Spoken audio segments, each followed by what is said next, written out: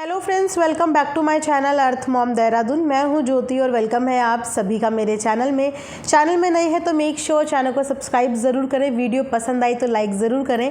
साथ ही साथ नीचे एक बार नोटिफिकेशन है, इसको फटाक से हिट कर दीजिए ताकि मैं जब भी कोई न्यू वीडियो अपलोड करूँ आप सभी को उसका नोटिफिकेशन मिल जाए। सो आई होप कि आप सब लोगों ने अपना फास्टिंग वगैरह खोल के पूजा पाठ करके फ्री होके इस समय पे बैठे होंगे। और रात को वीडियो डालने का मोटिव मेरा यही होता है कि आप सब लोग अपना काम वगैरह ख़त्म करके थोड़ा सा वक्त निकाल के वीडियो को देखिए। तो रिक्वेस्ट है आप लोगों से कि वीडियो को पूरा ज़रूर देखना और कमेंट सेक्शन में प्लीज़ कमेंट करके मुझे ज़रूर बताना कि आप लोगों को मेरा वीडियो कैसा लगा। अगर कोई चीज़ मेरे से ऊपर नीचे हो जाती है तो इसीलिए मैं आप लोगों को बोलती हूँ कि कमेंट्स करके आप लोग बिल्कुल मुझे उन चीज़ों के लिए करेक्ट किया कीजिए, एक डायरेक्शन दिया कीजिए। क्योंकि ऐसा नहीं है कि जो मैं सोच रही हूँ, जो मैं बोल रही हूँ वो बिल्कुल 100% सही ही हो। हर किसी का किसी चीज़ को देखने का नज़रिया अलग होता है। यहाँ से मैं अपना नज़रिया शेयर करती हूँ और वहाँ से मैं आप लोगों से यही रिक्वेस्ट करती हूँ कि आप लोग भी अपना नज़रिया मेरे साथ ज़रूर कमेंट सेक्शन में शेयर किया कीजिए। तो यहाँ पे मैटर चल रहा है नेहा और सचिन का। नेहा ने सगाई में नहीं बुलाया, वो नेहा का रीज़न। सचिन बिना बुलाए नहीं गए, वो सचिन का रीज़न। इन दोनों के बीच में मनीषा को क्यों घसीटा जा रहा है? मनीषा के लिए नेगेटिव कमेंट्स क्यों? मैं देख रही थी पिछली 3-4 वीडियो से कि जो मनीषा का दूर दूर तक कोई मैटर नहीं है। भाई नेहा का, बहन सचिन की, मनीषा का कौन सा रोल बीच में है? मनीषा ने तो अपने पति से जुड़े हुए हर रिश्ते को एक्सेप्ट किया। उनके पति ने जिसको बहन बनाया, भाई बनाया, बड़ी दीदी बनाया, छोटी दीदी बनाया, दोस्त बनाया, जो भी कराया, उसने हर उस रिश्ते को अपने पति के हिसाब से एक्सेप्ट किया और उस रिश्ते को मान सम्मान देने की कोशिश करी। बहुत सारी जगह उसका मन नहीं भी था, फिर भी उसने बेमन से ही सही लेकिन अपने पति की खुशी के लिए वो हर चीज़ करी।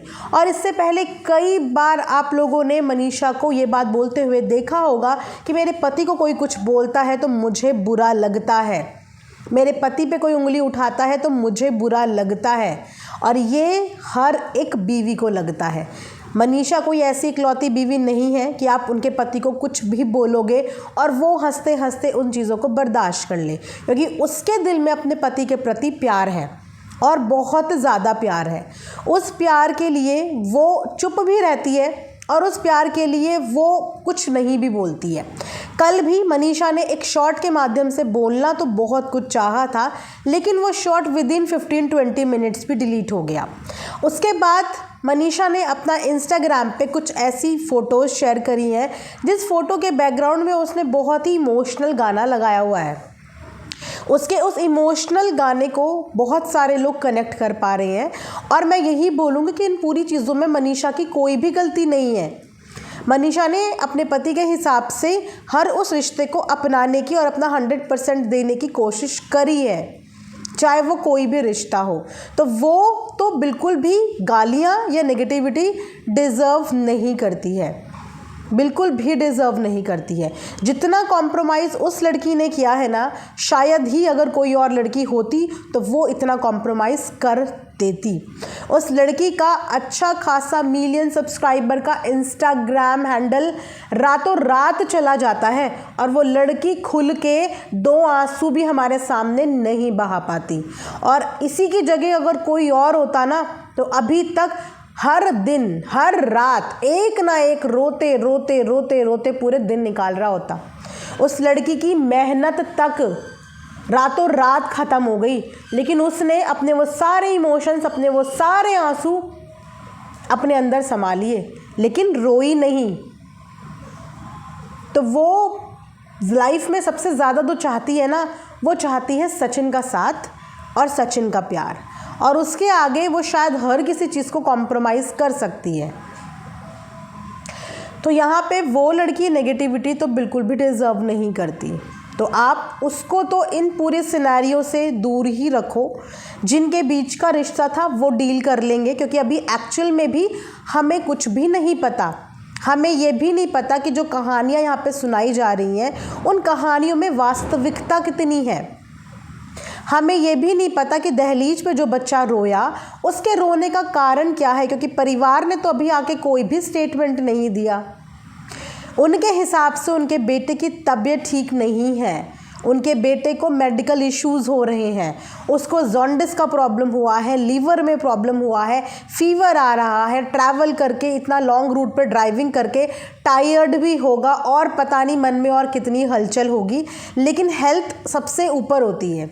अगर आपकी हेल्थ ही किसी चीज़ के लिए आपको सपोर्ट नहीं कर रही तो फिर बाकी सब चीज़ें सेकेंडरी हो जाती हैं। तो फ़िलहाल जब फैमिली ने हमें सिर्फ इतना बताया है कि उनके हिसाब से उसकी तबीयत ठीक नहीं है और यही रीज़न है। बाकी उनकी बहन का भी मैं व्लॉग देख रही थी और उनकी बहन के चेहरे से भी दिख रहा था कि परेशान तो सब हैं, क्योंकि अगर बात सिर्फ तबीयत ख़राब की होती तो तबीयत ख़राब पे ऐसा नहीं होता कि मनीषा भी वीडियो ना बनाए, आंटी जी की भी वीडियो ना आए, या परिवार का मतलब अलग ही सीन है जहाँ पे आंटी सारे नवरात्रों में इतनी खुश थी और यहाँ तक भी बात कर रही थी कि वो दुर्गा पूजा के लिए शायद कलकत्ता भी जाएंगी। यही बात वो भी 2-3 दिन पहले बता रही थी और आज व्लॉग बनाते हुए वो अपने बच्चों की माता रानी से खुशी मांग रही थी कि मेरे बच्चों की खुशी लौटा देना। सचिन के लिए चिंतित नज़र आ रही थी, फिक्र कर रही थी, क्योंकि अगर तबीयत ख़राब होती तो सचिन नहीं तो मनीषा वीडियो डाल देती, लेकिन तबीयत भी ख़राब हुई है और बाकी कोई चीज़ें पता नहीं है। उन चीज़ों का हमें इंतज़ार करना चाहिए कि जब वो चीज़ें आएंगी सामने तब शायद हमें एग्जैक्ट पता चले कि ऐसे क्या रीज़न हुए कि इतने टाइम से सचिन ने जो चीज़ें नहीं करी वो सडनली उनको करना पड़ गया। अब यहाँ पे मैंने देखा कि आंटी के व्लॉग के नीचे सरिता जेठू का भी एक कमेंट आया हुआ है, जिस कमेंट में उन्होंने भी सचिन के लिए कंसर्न जताया है। अब देखिए, यही तो एक इंसानियत होती है। हम चाहे किसी से कितना नाराज़ हो जाएं, किसी से कितना खफा हो जाएं, लेकिन हम जब सामने वाले को तकलीफ़ में देखते हैं, दुख में देखते हैं, सुख में देखते हैं, तो हमारे कदम अपने आप उसकी तरफ बढ़ जाते हैं, क्योंकि एक समय पे शायद हमने उसके साथ अच्छा पल बिताया था और वही अच्छा पल हमें सामने वाले के करीब और उससे दूर कर देता है। तो यहाँ पे सचिन की तबीयत के बारे में शायद पता चला और अप्सरा मॉम की वीडियो देखने के बाद उन्हें शायद लगा होगा, तो उनका कमेंट यहाँ पे आया हुआ है, एक माँ को सरिता जेठू का प्रणाम। हम नवरात्र के दिनों में माता रानी से यही प्रार्थना करेंगे कि माता रानी हर माँ के बच्चों को खुश और स्वस्थ रखे जी। ईश्वर आपके बेटे को जल्द से जल्द स्वास्थ्य प्रदान करे, यही प्रार्थना है। आप ये मत समझेगा कि यह कमेंट हमने किसी स्वार्थ में किया या हमारी कोई नाराज़गी सचिन से कम हो गई है। वो तो जैसी थी वैसी ही जीवन भर रहेगी, क्योंकि उसने जो कोशिश हमारी रेपुटेशन को क्षति पहुंचाने की करी थी उसे हम जीवन भर नहीं भूल पाएंगे। लेकिन हम एक इंसान हैं और साथ ही साथ हम एक माता पिता हैं, और माता पिता के मन में, उनके जीवन में उनके बच्चों की वैल्यूज़ कैसी होती है हम अच्छे से समझते हैं मैम। एक बार और यही कहूँगा कि ईश्वर जल्द से जल्द सचिन को स्वास्थ्य लाभ दे और आप जैसी हिम्मत वाली माँ को और शक्ति दे। सरिता जेठू दरग।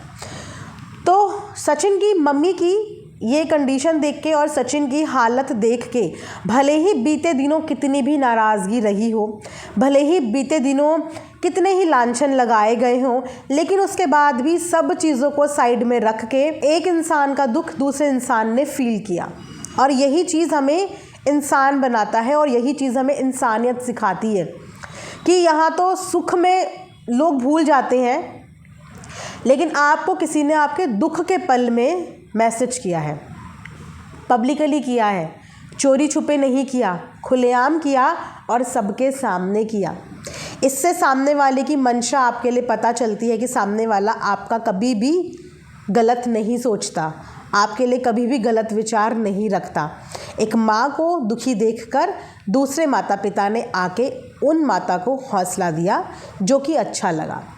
अब यहाँ पे अगर बात करें मनीषा की, जैसे कि मैंने बोला कि बेसिकली ये वीडियो मैंने मनीषा के लिए ही शुरू करी थी, ये आज का पर्टिकुलर वीडियो, क्योंकि इंस्टाग्राम पे मैं देख रही हूँ कि मनीषा को कुछ लोग ये राय दे रहे हैं, ये सजेस्ट कर रहे हैं कि मनीषा तुम्हें सचिन को छोड़ देना चाहिए, सचिन तुम्हारे लायक नहीं है, तुम्हारी ज़िंदगी ख़राब कर दी है और कितना उसके पीछे लगी रहोगी।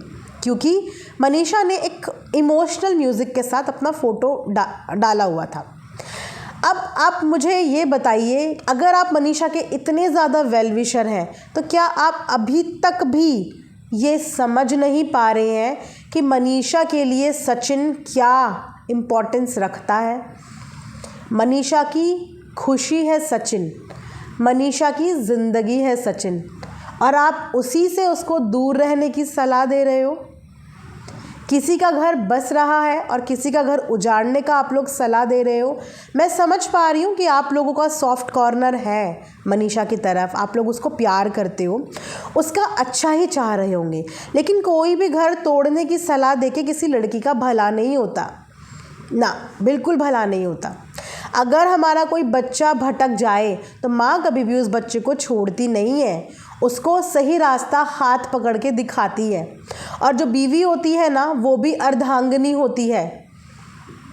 7 वचन के बाद, 7 फेरों के बाद वो आपकी ज़िंदगी में आती है। और अगर आपका पति कहीं पे गलत भी है तो बीवी को अपने पति को सही दिशा पे लेके आना चाहिए, उसको छोड़ना नहीं चाहिए।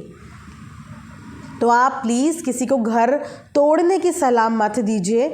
अगर दे सकते हैं तो उनको घर जोड़ने की सलाह दीजिए, उन्हें तोड़ने की सलाह मत दीजिए, क्योंकि वो दोनों एक दूसरे से ही हैं। और इसी तरीके से जब इंसान की ज़िंदगी में ऐसी परेशानियां, विपत्तियां आती हैं, तभी उसको अपने और परायों का एहसास होता है, तभी उसको अपने हमसफ़र की वैल्यू फील होती है कि आज जब मेरे साथ कोई नहीं है तो मेरा जो कंधा है वो थपथपाने वाला, मेरा जो हाथ है वो थामने वाला मेरा खुद का ही हमसफ़र है। और यही हमसफ़र ताउम्र मेरे काम आएगा, मेरे बुढ़ापे में, मेरे अच्छे पल में, मेरे बुरे पल में, मेरी बीमारी में, मेरी खुशी में, मेरा यही हमसफ़र मेरे काम आएगा। तो आप लोगों को, उन लोगों को एक दूसरे के और करीब आने की सलाह देनी चाहिए, उन दोनों को एक दूसरे का साथ निभाने की सलाह देनी चाहिए। इस तरीके से किसी का परिवार तोड़ने की सलाह नहीं देनी चाहिए। बहुत ज़्यादा उम्र नहीं है, कम उम्र में लाइफ में बहुत कुछ उन्होंने अचीव कर लिया, शायद इसीलिए चीज़ों को समझ नहीं पाए, क्योंकि जो स्ट्रगल उनके पेरेंट्स ने किया, जिस उम्र तक स्ट्रगल उनके पेरेंट्स ने किया, बच्चों ने अपनी लाइफ में वो उपलब्धियां बहुत जल्दी हासिल कर ली, और उन जल्दबाजी के चक्कर में वो कहीं ना कहीं चीज़ें भूल गए। लेकिन ऐसा नहीं है, हर चीज़ याद आती है, समय पे याद आती है, और हो सकता है कि ये उनकी ज़िंदगी का वही समय चल रहा हो जहाँ पे उन्हें अपनी लाइफ की सही मायने समझ में आ जाए। तो अगर कोशिश कर सकते हैं तो किसी का घर बचाने की कोशिश कीजिए, किसी का घर तोड़ने की सलाह मत दीजिए। इस पूरे इंसिडेंट में मनीषा की कहीं से कहीं तक मुझे कोई गलती नहीं लगती। वो हमेशा हर बार अपने पति को सपोर्ट करती हुई ही नज़र आती है और आगे भी उनको सपोर्ट ही करेगी, भले ही उसको कितना बुरा लग रहा हो, कितना भला लग रहा हो, लेकिन फिर भी वो अपने पति को सपोर्ट ही करेगी। और कुछ चीज़ें ना बिना बोले भी समझ जानी चाहिए। ज़रूरी नहीं है कि हम उन चीज़ों का इंतज़ार करें कि वो चीज़ें बोली जाए हम तभी समझें। कुछ चीज़ें तो बिना बोले ही समझ जानी चाहिए, जो कि बहुत सारे लोग समझ भी गए हैं। तो उतनी समझ आई थिंक हमारे लिए भी काफ़ी है, और उतनी समझ सचिन के परिवार के लिए भी काफ़ी है। तो यहाँ पे सचिन और मनीषा को यही बोलूँगी कि अपने रिश्तों को स्ट्रॉन्ग करो और बहुत अच्छे तरीके से अपने काम पे ध्यान दो। अभी तो ज़िंदगी की शुरुआत भी ढंग से नहीं हुई है, अभी तो पूरी लाइफ पड़ी हुई है। इस लाइफ को अच्छे से जियो, अच्छे तरीके से जियो, ताकि जो भी गलतियां बीते दिनों हुई हैं, जो भी ऐसी प्रॉब्लम्स बीते दिनों हुई हैं, उन प्रॉब्लम का अच्छे से रेक्टिफाई करके अपना आगे आने वाला फ्यूचर आप लोग ब्राइट कर सकें। मैं तो हमेशा से यही मनोकामना करती हूँ। देखिए, सबके लिए करते हैं, बाकी सबका अपना अपना तरीका है, कोई किसी तरीके से लेता है, कोई किसी तरीके से, कोई मानता है, कोई नहीं मानता। लेकिन मेरा मानना यही है कि हम सबसे पहले एक इंसान हैं, क्रिएटर या कोई भी चीज़ होने से पहले हम सबसे पहले एक इंसान है, और इंसानियत सबसे ऊपर होनी चाहिए, सर्वप्रथम इंसानियत होनी चाहिए। और इंसानियत हमें यही सिखाती है कि दूसरे के दुख में दुख हो और दूसरे की खुशी में खुशी ढूंढो, यही हमें इंसानियत सिखाती है। आई होप कि आप लोगों को मेरा वीडियो पसंद आया होगा। कमेंट सेक्शन में कमेंट करके ज़रूर बताइएगा। मिलेंगे नेक्स्ट वीडियो में, तब तक अपना ध्यान रखिए। Thanks for watching earth Mom Dehradun.